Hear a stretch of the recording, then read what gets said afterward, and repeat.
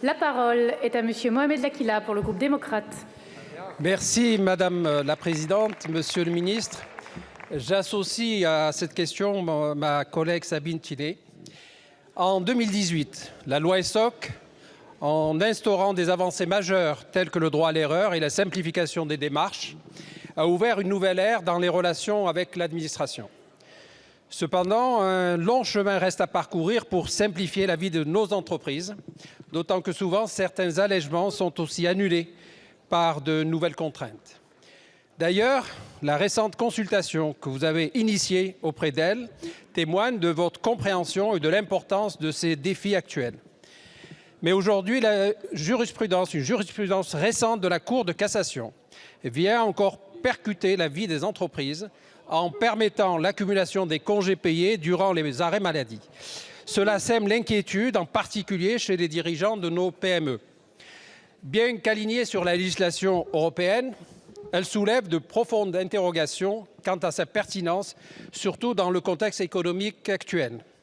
Imaginez le fardeau pour nos PME, déjà fragilisées, payer non seulement les remplacements, mais aussi les congés accumulés pendant les arrêts. Les conséquences peuvent être désastreuses sur leur trésorerie, surtout pour les plus fragiles d'entre elles.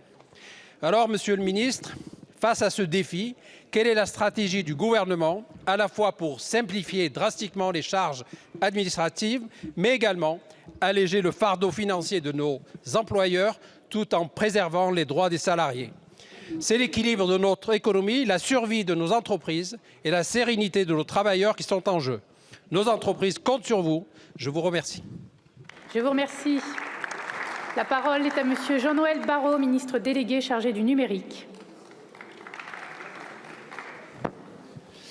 Madame la Présidente, Mesdames et Messieurs les députés, Monsieur le député Mohamed Lakila, le gouvernement partage votre obsession de la simplification, un sujet sur lequel vous avez, aux côtés du gouvernement, au sein de la majorité présidentielle, agit depuis bientôt 7 ans.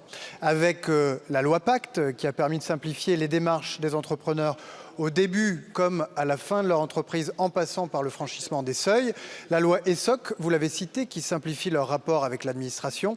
La loi ASAP et les sites industriels clés en main, qui ont permis à la France de devenir pour 4 années consécutives le pays le plus attractif pour les investissements étrangers d'Europe.